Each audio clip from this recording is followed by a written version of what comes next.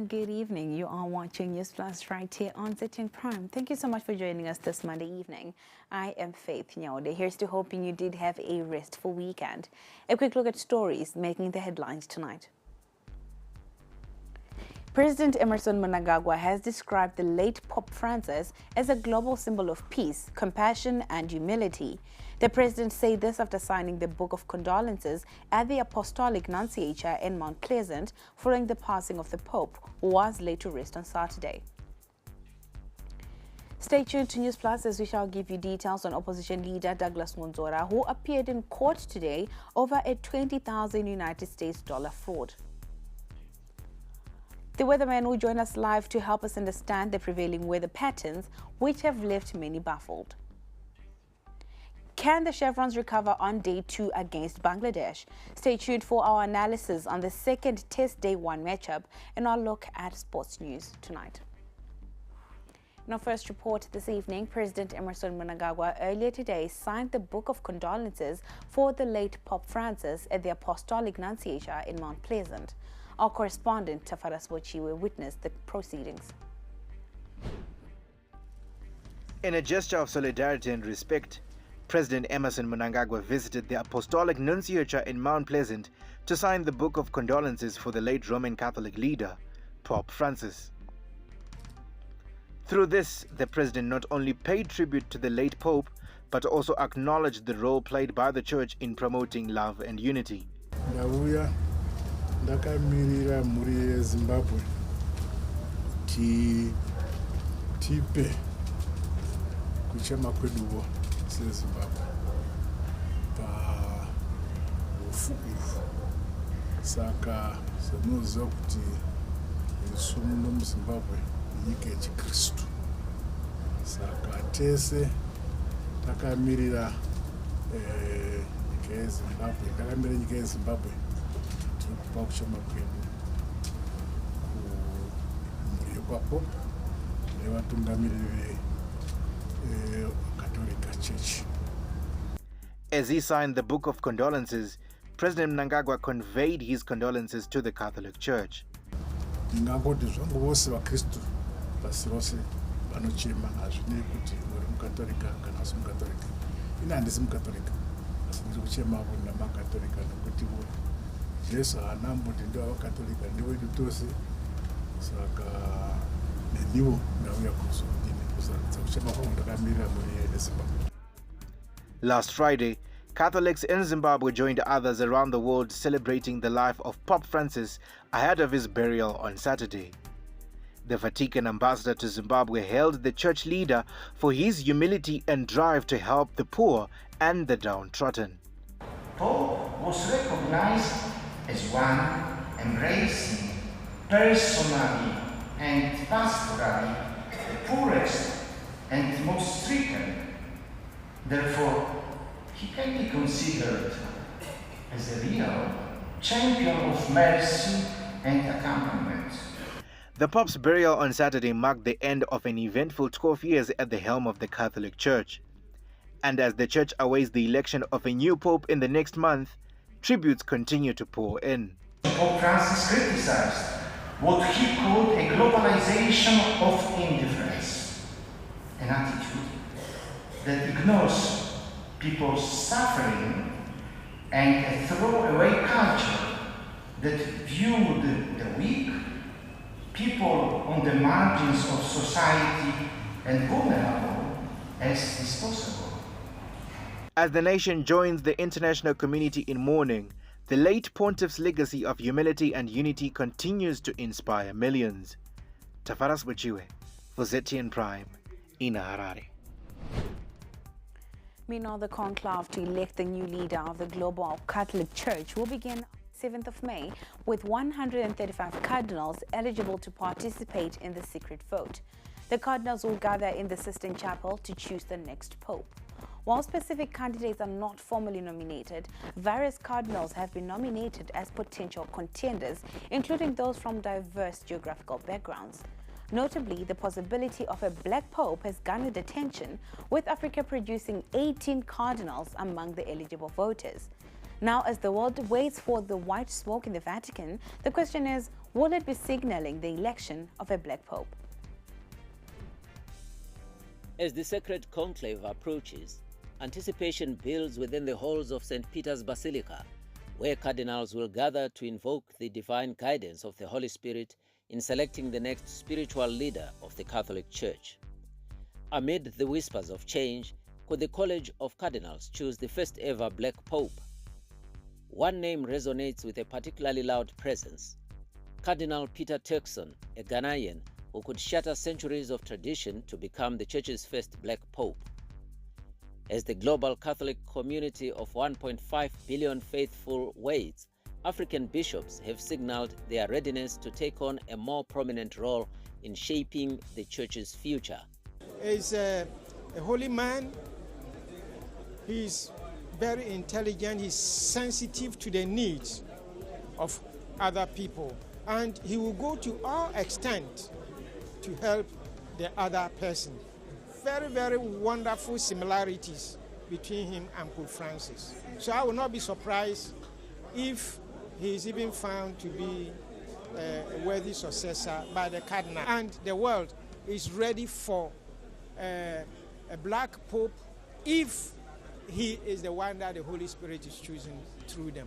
The conversation of Cardinal Peter Turkson ascending to the papacy has moved beyond the Church's sacred walls.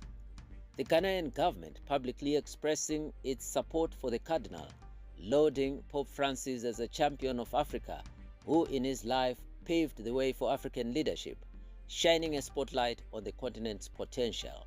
On behalf of the government and people of Ghana, that we consider the person of the Pope as the person of a champion for Africa. He was a chief advocate for the continent. At a mass recently held in Ghana in remembrance of Pope Francis, African bishops asked for guidance and for Pope Francis to watch over them as they lead the Church, throwing their weight behind their fellow parishioner.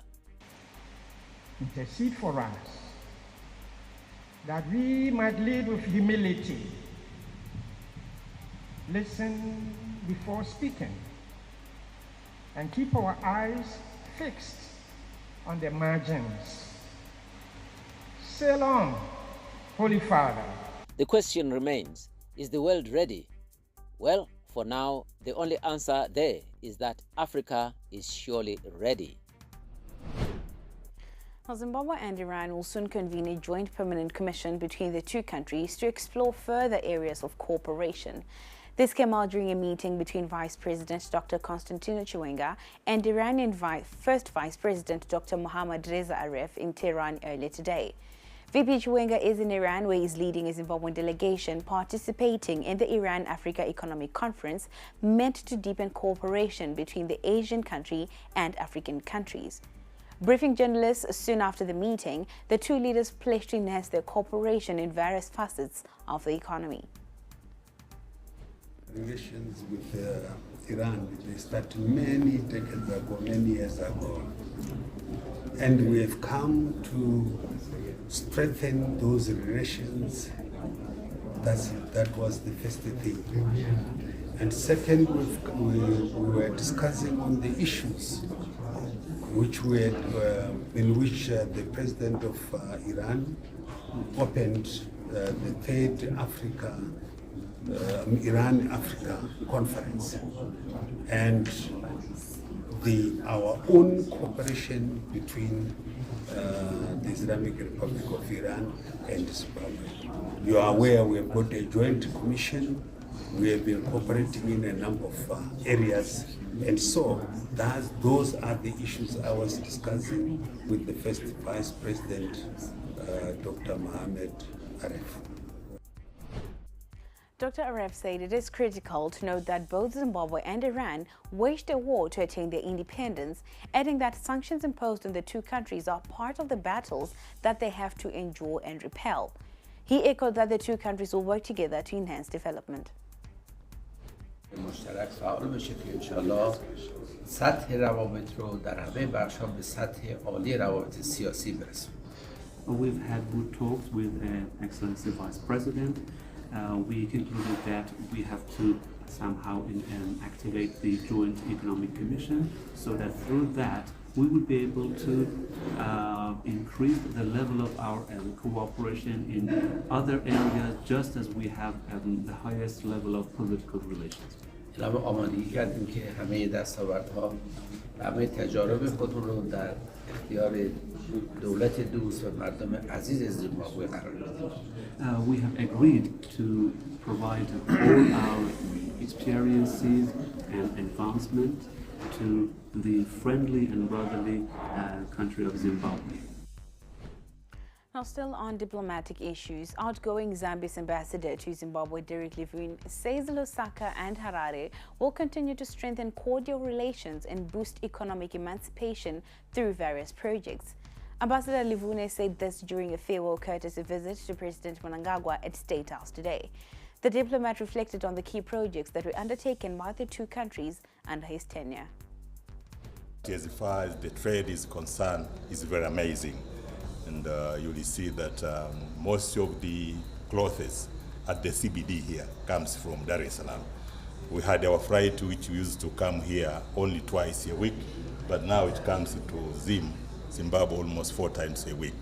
Therefore, we are trading a lot. A lot of foodstuffs also comes from Tanzania, and a lot of foodstuffs also comes from Zimbabwe to Tanzania. But also as far as tourism is concerned, I don't know whether you have visited to Zanzibar, but we are getting a lot of tourists from here who goes to Zanzibar, who goes to Dar es Salaam, because Zanzibar is a good recreation area.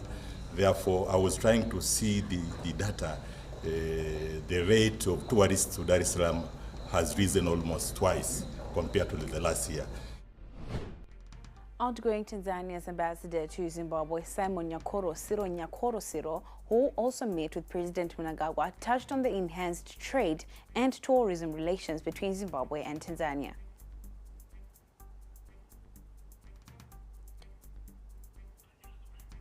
Now News Plus will be back shortly. Stay with us.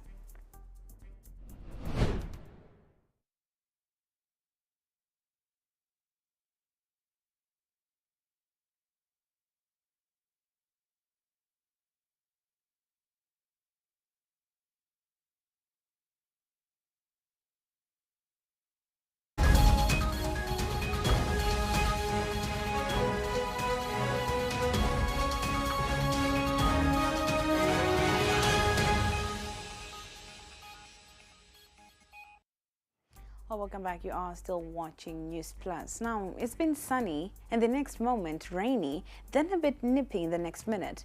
Such has been the weather in most parts of Zimbabwe over the past couple of days, and that has left many people confused.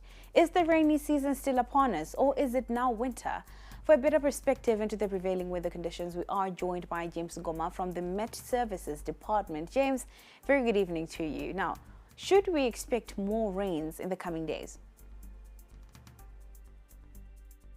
Thank you very much for that question. Looking at the rainfall that we experienced over much of the country, it was mainly concentrated over Harare Metropolitan, where we had significant falls in areas such as the Harare International Airport, that's RGM Airport, as well as parts of Mashonaland Central and Mash East, where areas such as Seke Primary School had about 17 millimeters of rainfall.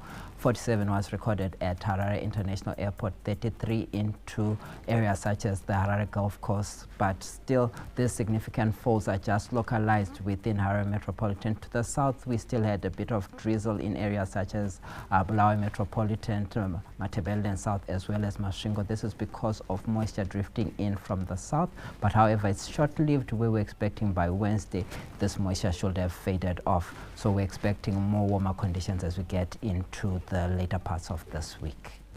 So now, James, when can we expect the winter season to start in earnest?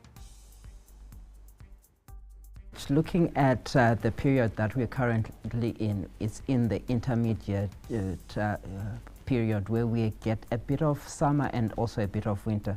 So the afternoons are still very warm with those isolated showers in places because of the remnant moisture, but we're still getting colder evenings and early mornings as well. So it's a bit of a mix of both the summer period and the winter period, but the full onset of winter should be from mid-May going onwards, where we're getting the lower temperatures as we get towards the end of June into the early weeks of July. That's where we experience the coldest part of winter. But for now, we're experiencing a bit of a mix of both, where we get a bit of the summer as well as the bit of winter, especially in the evening hours. Now, lastly, James, it is a Monday. We are going now into the week. What should we be looking forward to? Thank you very much for that question. Looking at this week, we've got an interesting week ahead where we're still having a bit of southeasterly push, which is giving us a bit of drizzle over the southern parts of the country. That's covering Matabeleland, South Masvingo, as well as Manicaland province as of tomorrow. That's on Tuesday. And we expect this to give us cooling conditions over these areas, including parts of the main watershed, which covers our main highway from Bulawayo right through to Harare. We're expecting cooler conditions because of the wind aspect. As we get into Wednesday, we're expecting warmer skies, and the skies should open up. But because of the skies opening up, we should get the mornings being rather very cold. That's on Wednesday morning. So for Wednesday, please take care and ensure that your elderly and the young people are kept warm, especially in the morning hours. The afternoons should tend to be warmer on Wednesday. So it's a warmer Wednesday and Thursday as well. And as we get into Friday, we're expecting moisture to drift back into the country from the west. So areas such as Matabeleland South, Bulawayo Metropolitan, Matabeleland North should get a bit of isolated showers as we get into the weekend. So it's an interesting mixed bag where we're still getting cooler conditions for the start of the week, warmer on Wednesday and showery as we get into the weekend. Oh, very interesting indeed, James. Thank you so much for joining us. That was James Ngoma with the Met Department, just giving us an overview of what the weather is going to look like and what it has been looking like over the past few weeks. Now, in other news, a delegation from Zimbabwe's ruling ZANU-PF, comprising Politburo members and directors, has returned from a week-long exchange program in China, expressing optimism towards an increased potential for investments from the Asian nation. Tanyara Zwakutaura has the details on the issues that were discussed at the exchange program. The visit, hosted by the International Department of the Communist Party of China, celebrated the 45th anniversary of diplomatic relations between Zimbabwe and China, saw several high-ranking party officials visiting the Far East. Particular interest was noted in the mining sector, in particular lithium, which is becoming increasingly valuable on the global market due to its use in the manufacturing of batteries used on electric vehicles. Riding on His Excellency the President, Dr. Emerson Mnangagwa, that Zimbabwe is open for business. Yes, we're able to attract quite a number of companies who have a desire to come and invest in Zimbabwe. In particular, those who want to do mining of lithium, those who want to do farming, and those who want to come in and put up a base to manufacture farming inputs like tractors and so forth. The city of Chongqing expressed interest on how it could cooperate with Zimbabwe, focusing on the potential for joint ventures to process and manufacture lithium batteries. We'll never advance as an economy to the extent that China has done if we continue to export our tobacco in its raw form, if we continue to export our lithium in its raw form. And that's really, if you actually look at it, that's really what has made China tick. China has been able to beneficiate a lot of its minerals, a lot of its natural resources in order to build a strong industry, an industry that is now supplying the world, an industry that is now the manufacturing hub for the entire globe.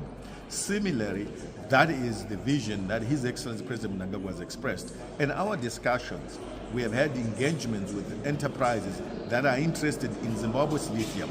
Chongqing, the city itself, has expressed interest to see how they can cooperate with Zimbabwe.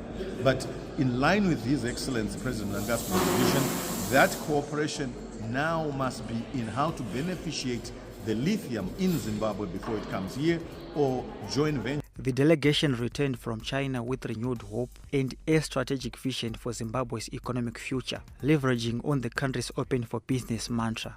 Tanyaradzwa kutaura for ZTM Prime in Harare. And now Kimberly Chimbalanga has the latest from the courts.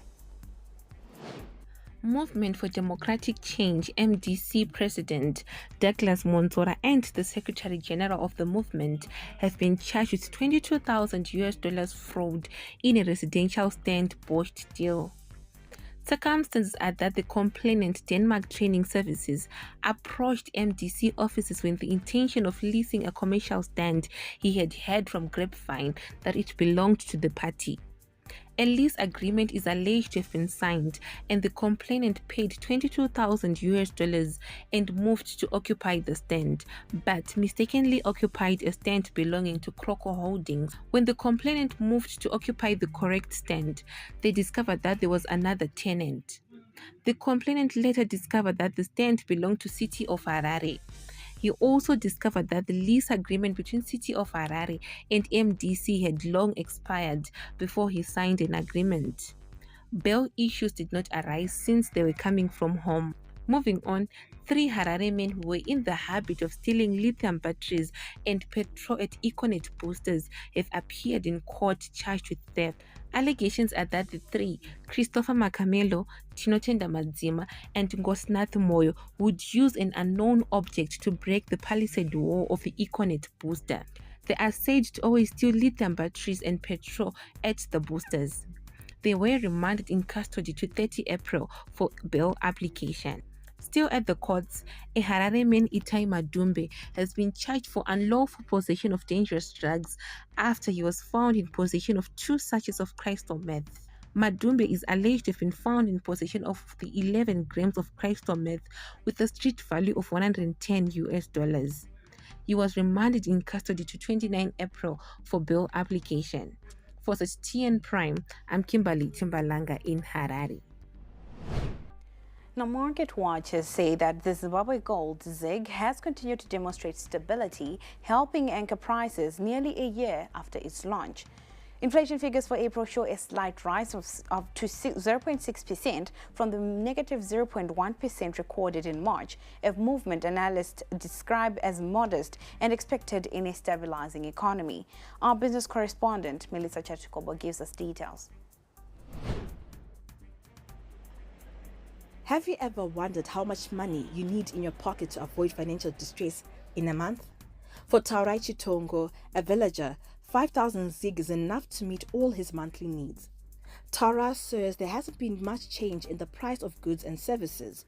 However, he knows that different exchange rates have been a headache for him. Because I never died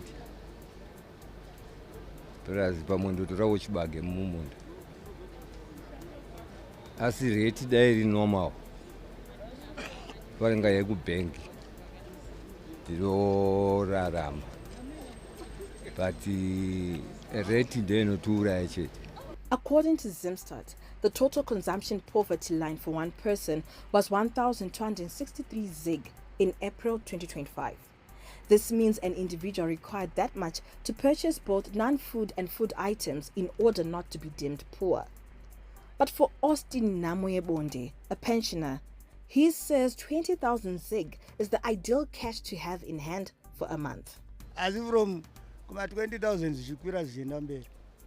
Yeah, ndogona kunge ndichinhonga zvinondinakidza. The ZiG month-on-month inflation rate was 0.6%, gaining 0.7 percentage points on March rate of minus 0.1%. The greenback was 0.2%, gaining 0.1 percentage points on last month's rate of 0.1%. Housing, water, electricity, and gas were part of the major drivers of the change in the digits. Market watchers say authorities have managed to keep it in check. So it's a bit that's not much to worry about.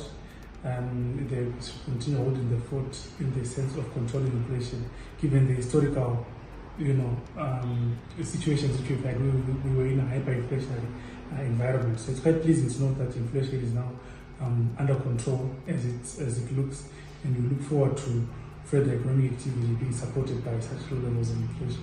Instead of eating into individuals' buying power, economists say there has been storage of value. Inflation in general, since back November, December time, it has not affected people's pockets, but has rather maintained their value. We look that inflation has been hovering between negative 1% and positive 3% in that period. So it means that people are actually being able to buy what they used to buy in. RBZ projects that annual inflation will moderate to around 20% by the end of the fourth quarter of 2025, anchored by a tight monetary policy, increased market discipline, and growing confidence in the structured currency framework. Reporting for ZTN Prime, I am Melissa Chitkobo in Harare. News Plus will be back shortly. Stay with us.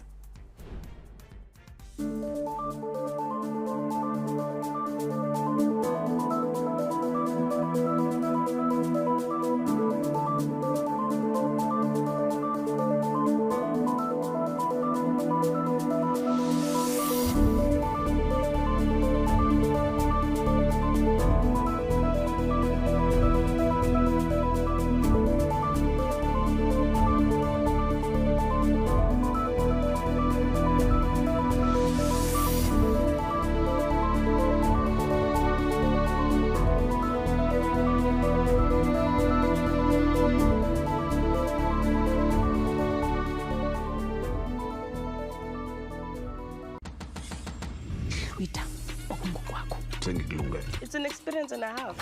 What are we looking at? Thank you guys for joining us on this unforgettable night. Paw Patrol is on a roll! It's Max Verstappen in the lead. The megastar is here. Absolutely sensational. Let's go! It was such a success. The rest is history.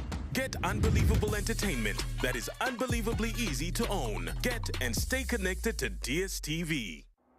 Harare, tune into the beat. Capitalk 100.4 FM, your source for news, business, sports, fashion, and more. Experience the pulse of Harare's culture and lifestyle. Capitalk 100.4 FM, Harare's top radio station. Join the conversation with Zimbabwe's top personalities. Subscribe now for fresh and infotainment content daily. Capital 100.4 FM, Harare's heartbeat.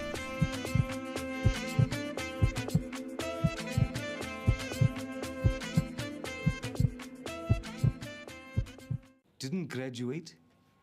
I guess I blew it. You couldn't advise him anything. He would just look at you and say, so who do you think you are? We were just like really spoilt. And then they just give me the receipt and I'd pay. That guy walks in one day and then he says that he wants to make a movie. He was blowing the money. There was just like this habit that he had where as soon as he got money, it was gone. I just didn't have the skills or the experience. This money, I could see it disappear so fast.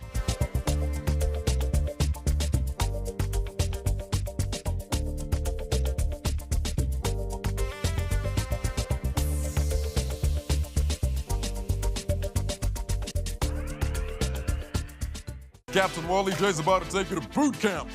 It's the riveting science and tech show that keeps you up to date with the hottest gizmos on the block and revealing the illustrious and innovative visionaries in Zimbabwe. So much to see, you'll keep swiping. This cherry red beauty is the Dairy Auto M7 mini electric car. They've designed our brute force incubator board. Look at what we've got here. Solar powered scarecrow was part of the project that I was supposed to complete. Catch Swipe every Tuesday at 5:30 p.m. on ZTN Prime, DSTV channel 294. Get the picture?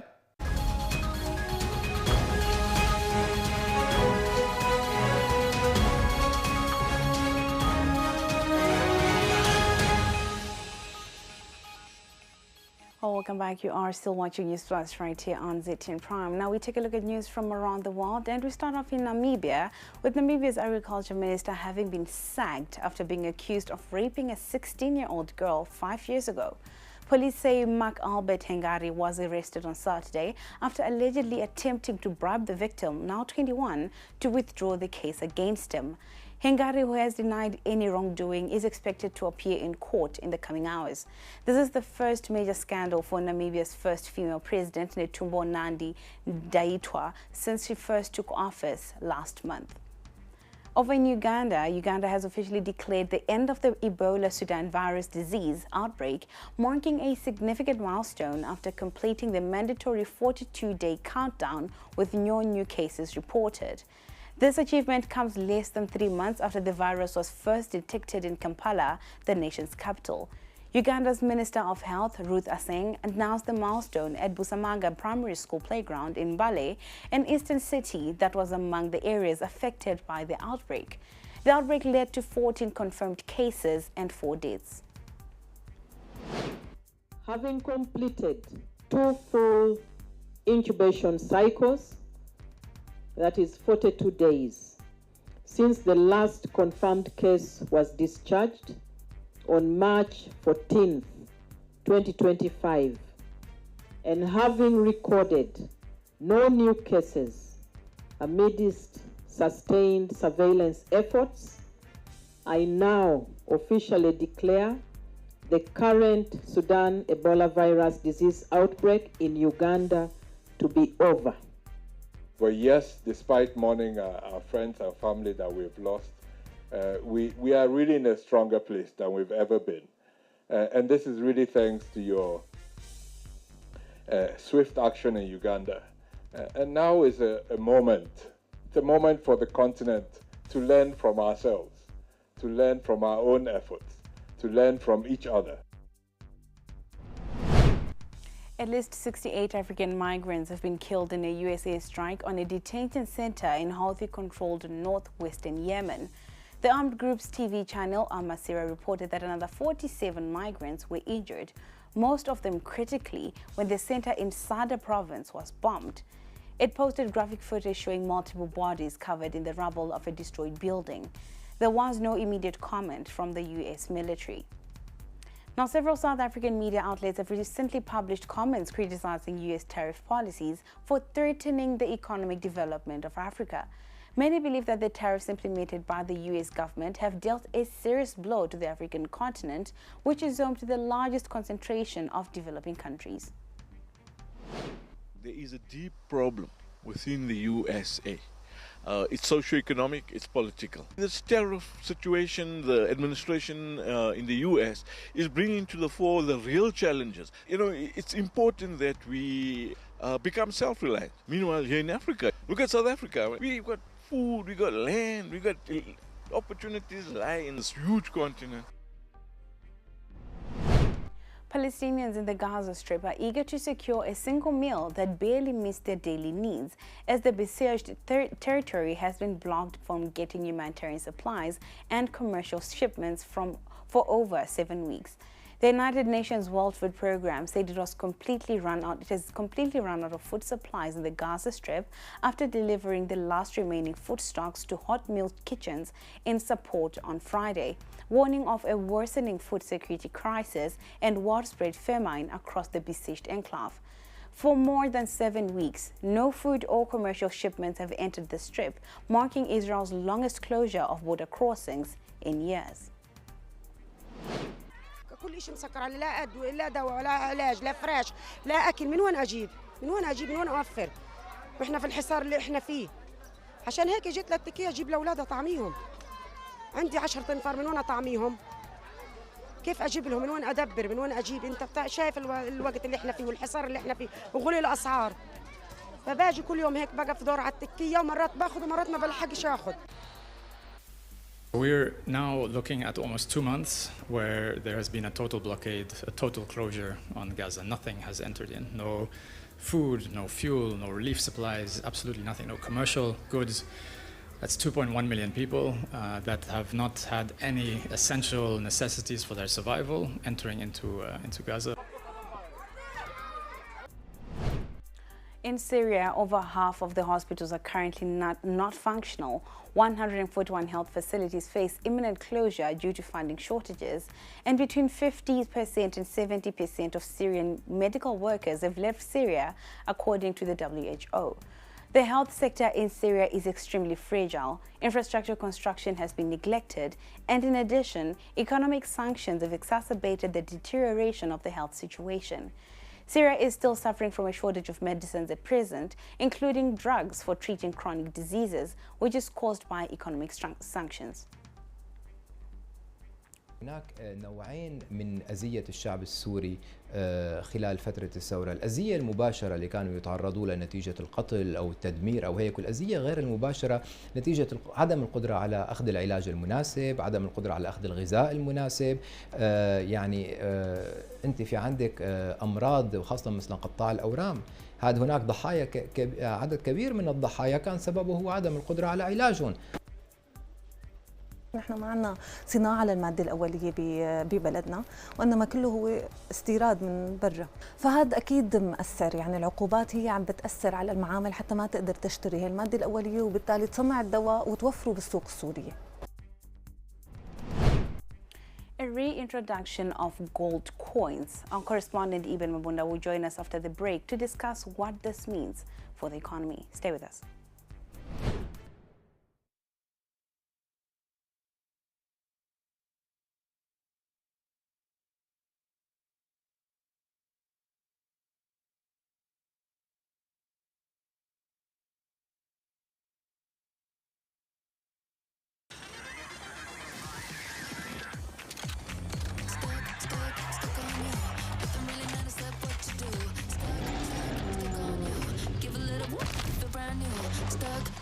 Stuck on you.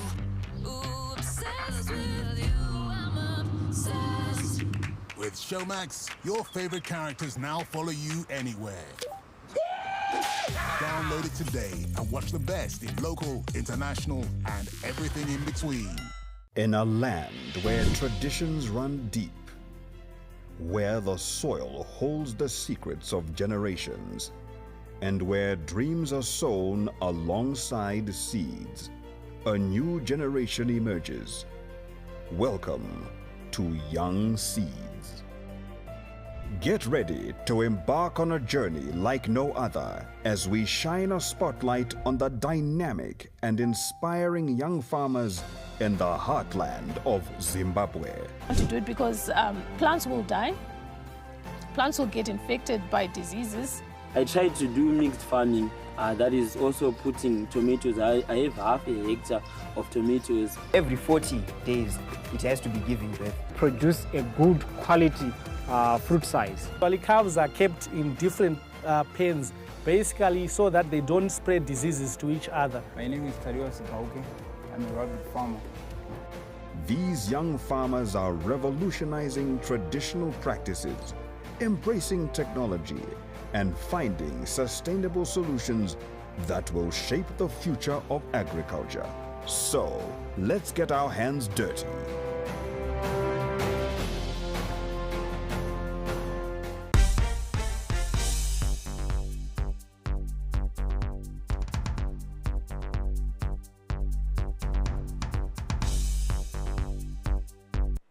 Welcome back. You are still watching News Plus. Now, when I look at business, a Brahman bull worth 10,000 United States dollars won this year's pedigree cattle competition at the Bulawayo Agricultural Show, which was running concurrently with the Zimbabwe International Trade Fair last week. The bull, large in stature, not only caught the eye of the judges of the cattle competition, but young people as well who were attending the trade fair. Let's hear more from the following report. Among the exhibitions of the pedigree cattle competition were 10 pure breeds and 43 fat stock. Most popular breeds included the Simmental, the Brahman, and the Ngoni. A 10,000 United States dollars worth bull won the show. It belonged to cattle farmer Jairus Mahlangu. Visitors to Mahlangu's exhibition were curious to know why a bull would cost that much. A 20-liter bucket of maize may cost $5, but a 2 kg of maize seed may cost $10. Why? It would produce up to a ton. So we're looking from this one bull of a 10,000 US dollar. We're looking to get progeny, or it can be a potential stud bull as well, that it can breed bulls that can be sold to commercial farmers to improve their beef, same as to heifers. Having started with one cow at the age of 14, the Umzingwane-based breeder has grown his herd to 400 over the years and established himself as a cattle breeder of note. His cattle are bred in a regular rural area. Even young people passing by were interested in learning more about his beasts. The hump on the cattle's back, what is it? Is it a bone or is it fat? It's a mix of fat, little fat, and little rubber type of meat. It's not exactly meat. It's rubberly type of meat. Aspiring cattle farmers also took the opportunity to learn from Mahlangu's experience. I want to start this project. What is the ratio between the bulls and the heifers? Let's say maybe I want to start with one bull. How many heifers can I look at? Yeah, fine. The maximum for one bull can be 30 heifers. So if you've got one bull, you can use up to 30 heifers per given season. Then if the bull is running with the herd throughout the year, the one bull can take up to 50 animals. So the advantage, you have more females. The advantage, you produce more calves. Apart from livestock, the Bulawayo Agricultural Show also showcased seed varieties, new technologies in farming, and state-of-the-art tractors, among other exhibitions.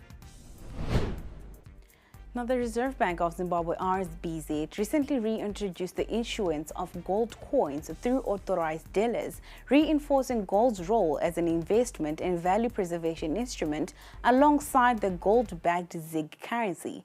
This move supports broader efforts to over-the-market alternative stores of value without altering the primary function of the ZiG as the country's stable transactional currency. A notice sent out to clients by local banks over the course of last week advised that the RBZ has with immediate effect reintroduced the issuance of gold coins from authorized dealers. We are now joined by ZTN correspondent Eben Mabunda to help us make sense of the development. Eben, good evening. What do you make of this gold coins reintroduction? Good evening. Well, quite a telling development, I would put it. For starters, when the new central bank governor came in, Dr. John Mushayevanu, he indicated that the gold coins were there to stay. But later on in 2024, he indicated that a process of redemption was in place and there would be no new issuance. But now we are seeing a clear communication coming through from the banking system indicating a signal has been given by the central bank for the issuance of more gold coins. But what would be relevant at this point is the timing of that particular issuance, especially at a point where this was actually the week where we saw for the first time the coming in of the ZiG inflation statistics, which then came in at 85%. And so there lies the clue as to why we are seeing again a central bank making this move for the issuance of more gold coins onto the market. Now, even in your view, could the paro availability of gold coins in the ZiG encourage asset substitution among investors?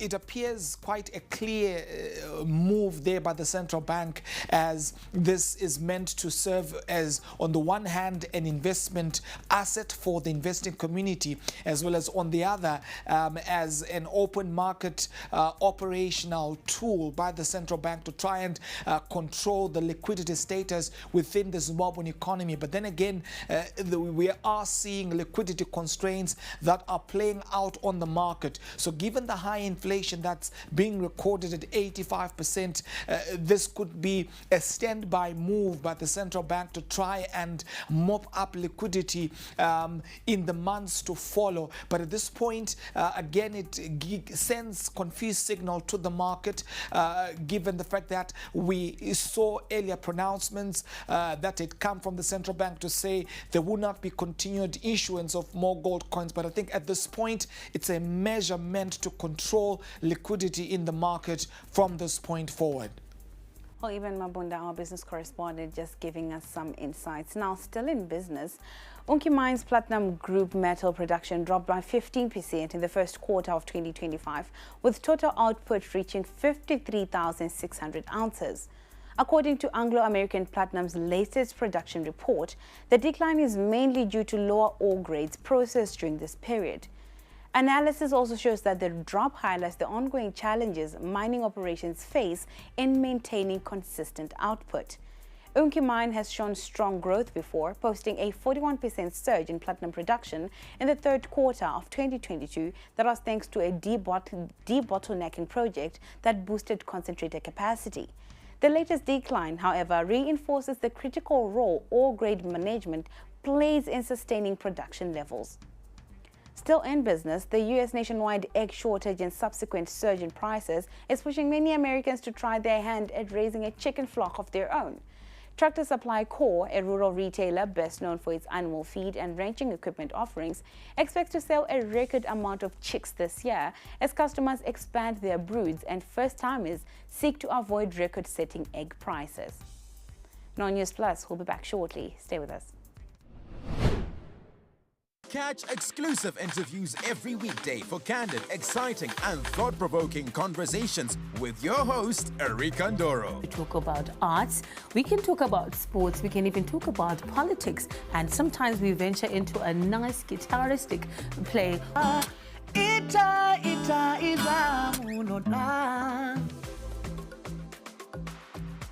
The one story where you can't get out of your head.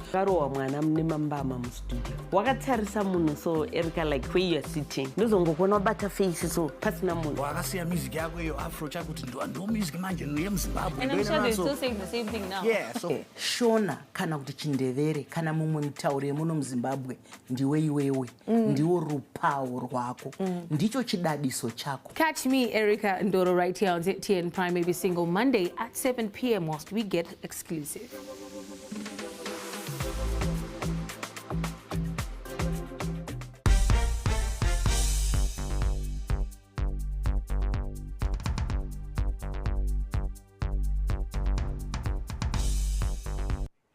In our look at some entertainment news this evening, superstar Joe Preza has set social media abuzz with the release of his new video titled Kuno, featuring his daughter Kayla and Tendai Isha Chitima. The heartfelt track is part of his upcoming album, Dini Mukudze, which is set to be launched this weekend.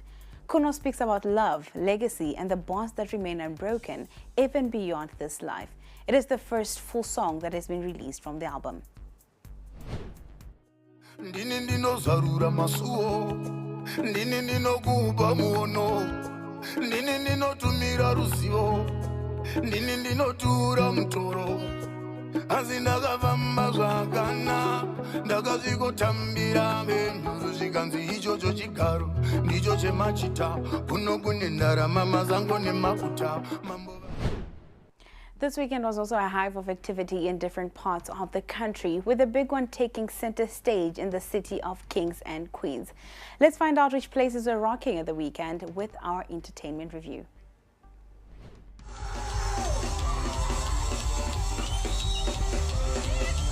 Sunday was a big one for the ladies in Midlands as the Duke and Slay edition landed at Gweru Sports Club. Just like the recent Harare edition, the Gweru edition had a vintage theme. Freeman and the Master Age had the ladies swooning, eating from the palm of their hands.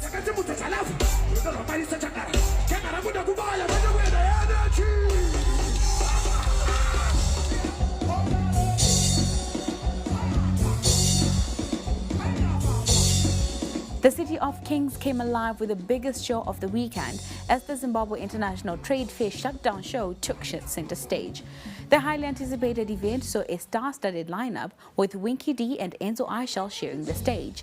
DJ Tira from South Africa also delivered a thrilling performance.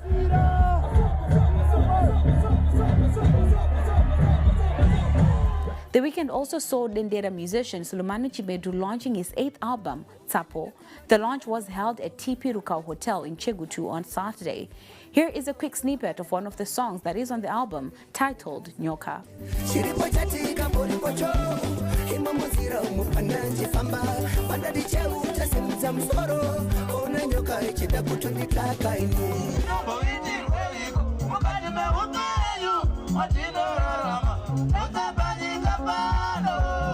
Sungura music giant Alec Macheso staged his first show in the country after the United Kingdom tour. He was at Warren Park Bar in Warren Park, where he shared the stage with self-proclaimed Sungura prince Peter Moyo.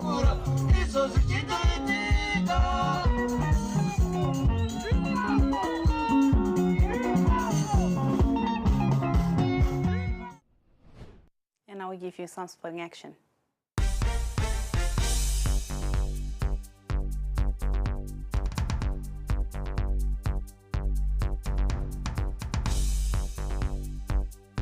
In our look at sport, we start with cricket, where Zimbabwe let their advantage slip on day one of the second test at Chattogram against Bangladesh.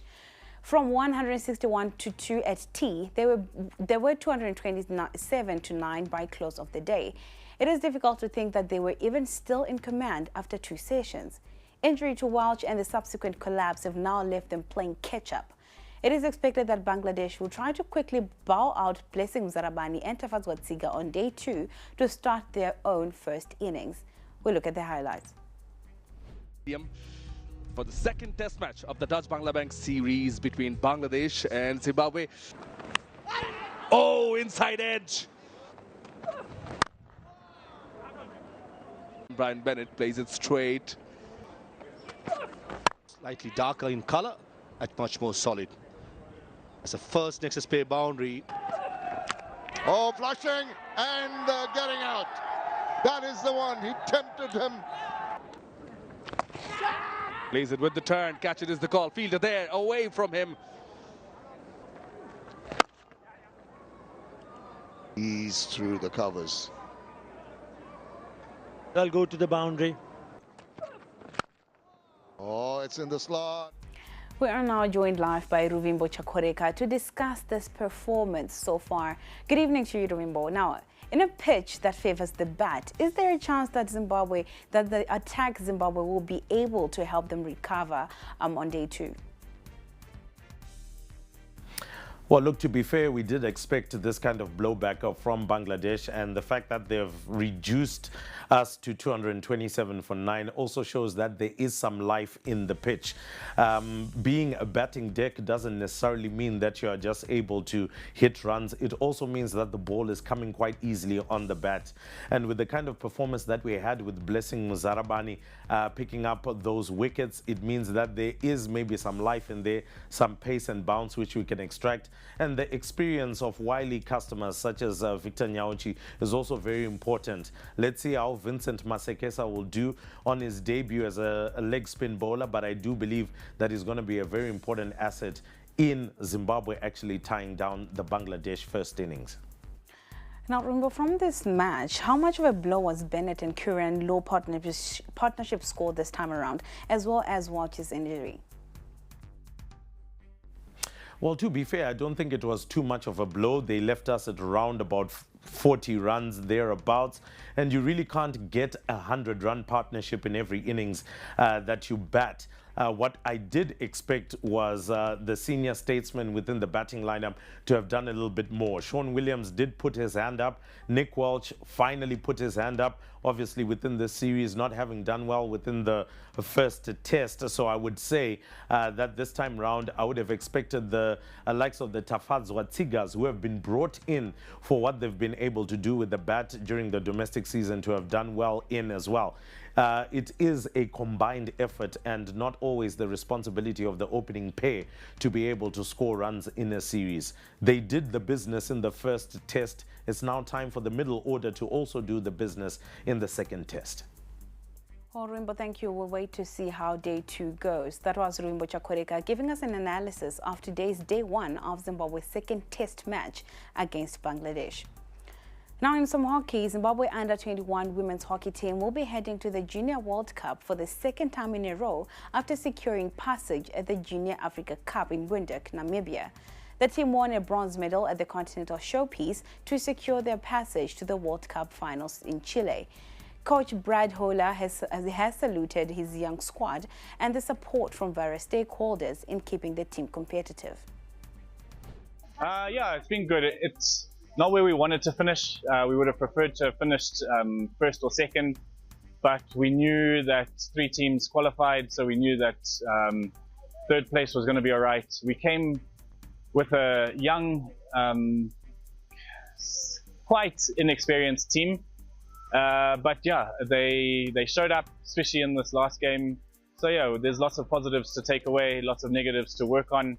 But yeah, all in all, we're happy. Yeah, definitely. There's a lot of advantages to us already qualifying. So yeah, obviously we know what to expect now. It was my first World Cup 2 years ago, so yeah, it's a great experience for the girls, for us as coaching staff and management, and yeah, definitely lots of things to change from what we did the last time in Chile.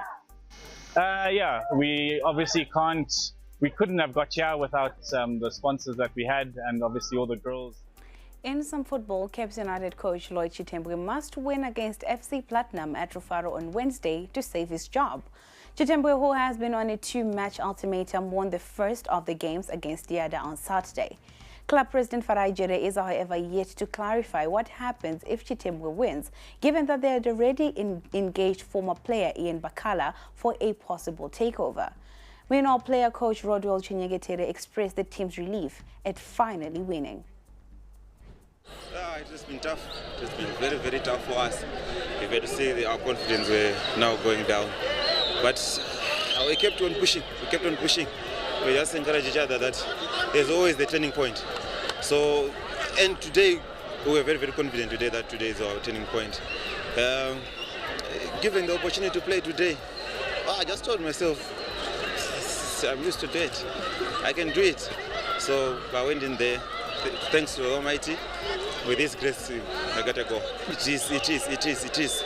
You know, when we come into this game, we thought maybe we were divided in decisions. A draw, it was a good for us to cross into the next game, but we got a win. So it is a massive turn point. So we hope we'll carry it to the next game against Platinum on Wednesday. Ngezi Platinum Stars made it 3 games without victory after playing out an entertaining 1-1 draw against Bikita Minerals at Gebo Stadium on Saturday. Takunda Benura's second-half strike earned the former league champions a point on the road. Coach Tekshwa Chiragwi is not panicking yet about the winless run, but expressed concern on their conversion rate. But you know, that's football is all about. We learn from those mistakes and we have to keep on working on our finishing. And of late, that's one thing that we are lacking, and we just really need to make sure we are good enough to create chances and punish the opposition. But at least it's better because when you're creating those chances, we have somewhere to start when we go back to training, because most part of the game, all aspects of the game, I think we are doing well. Our transition, playing the game, creating chances, you know, all those things. For the past games that we've played, the only missing is that conversion rate. It's a bit low, so I think we keep on working to make sure we can get there. But we are happy because we are getting there. So at least we can start somewhere. 1 point game. That point is very important. It will add value to our points because we've up our points now. That's all we had for you on News Plus this Monday evening. Thank you so much for joining us. We'll leave you with a weather forecast. Good evening and enjoy the rest of your week.